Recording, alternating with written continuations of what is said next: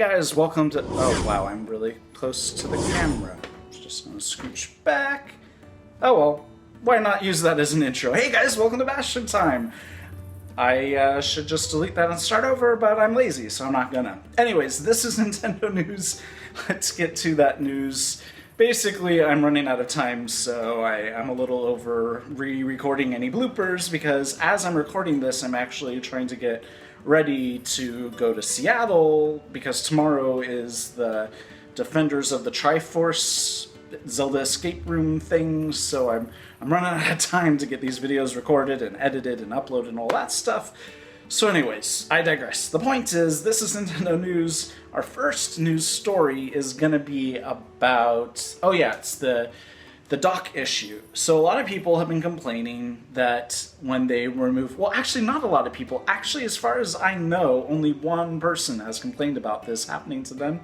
So I don't know why everybody's so worried about it if it's just being one person that's been affected, but basically supposedly they got scratches to their tablet. What the heck is that thing even called? The Switch tablet thing. I guess it's just the Switch console.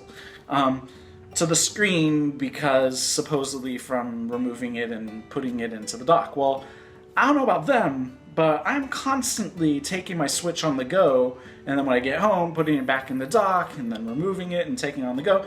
I have no scratches, and I am not one of the most careful people on the planet, so if anybody should be getting scratches on their Switch, it should be me, and not a one, so I think there's something wrong with their specific dock. Like maybe there's something sharp on it or something, or maybe it wasn't actually caused by their dock, which wouldn't surprise me. Maybe they accidentally scratched it in some other way and are just blaming it on the dock.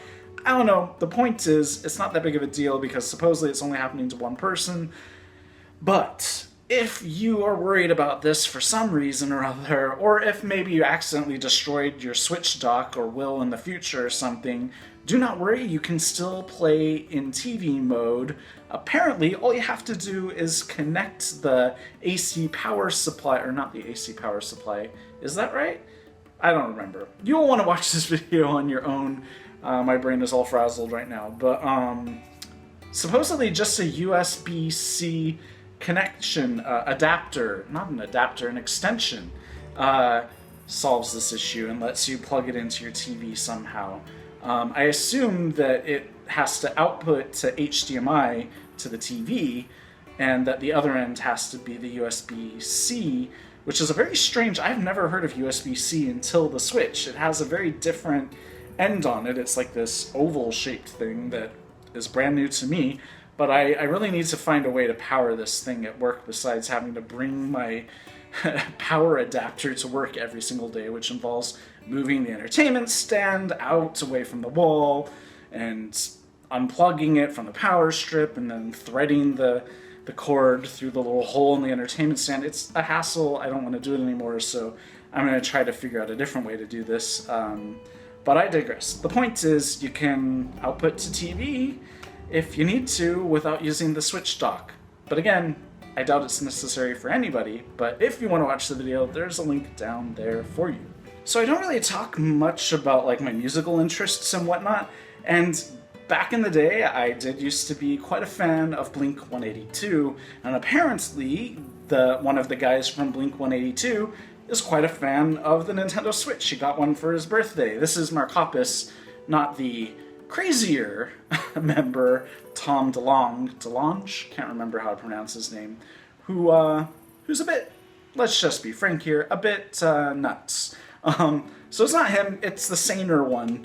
That's one of the reasons why I stopped listening to Blink-182. I found out that one of them is bat poop crazy, basically, and was like, okay, their lyrics are also a little juvenile for my current maturity, so I say that in quotes. I'm not the most mature person of my age, but anyways, the point is, it's awesome that one of my former favorite bands is super into the Switch. It's pretty cool.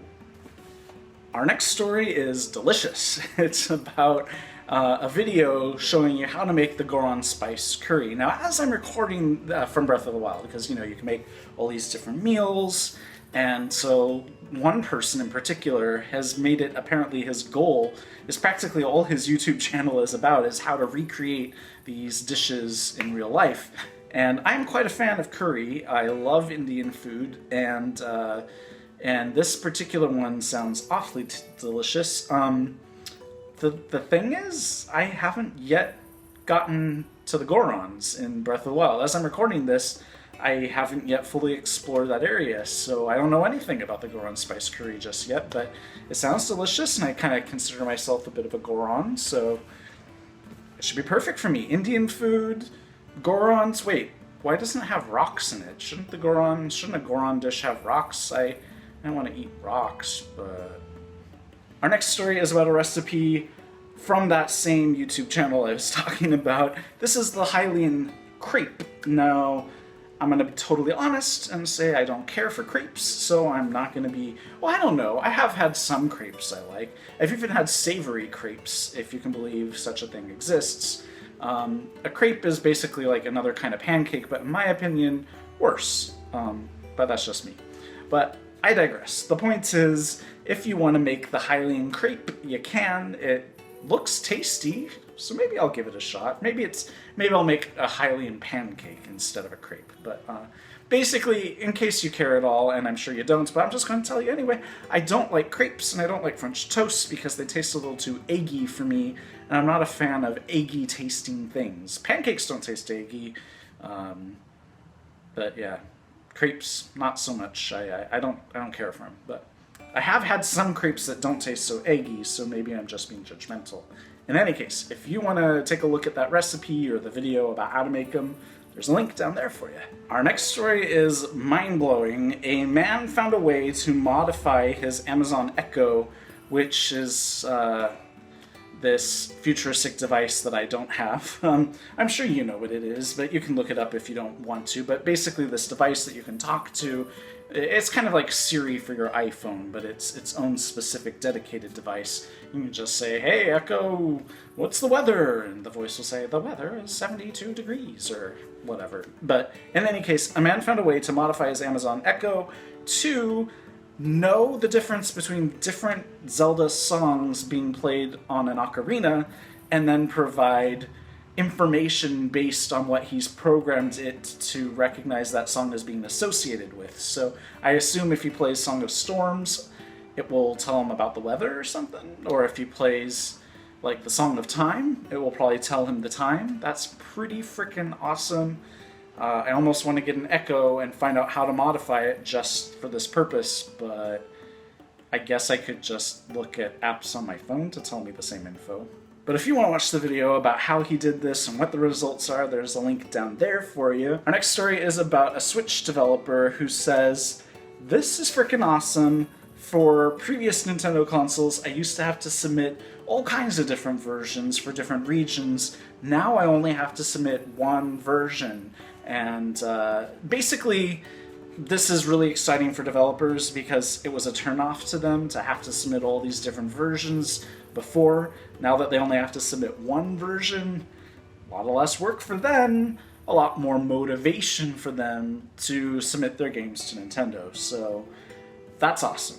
Very glad to hear that. If you want to read that developer's impressions and whatnot, there's a link down there for you. That's it for this episode of Nintendo News. See you guys probably not tomorrow because as I'm recording this, I'm heading to Seattle, like I mentioned, to go to the Zelda Defenders of the Triforce thing. So probably no video on Monday, actually. But see ya soon. Bye, guys.